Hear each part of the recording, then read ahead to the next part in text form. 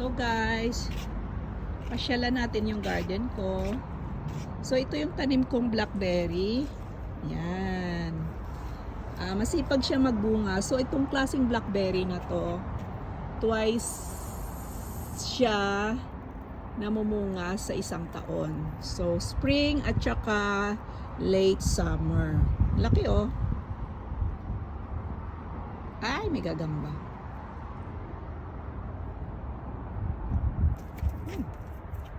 Yan. So mamaya pipitasin ko to kasi marami ng hinog. Sinusunod ko siyang pitas every day.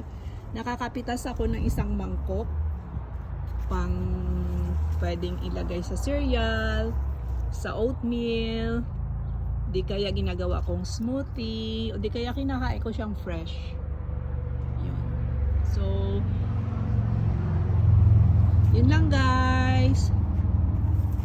Happy gardening!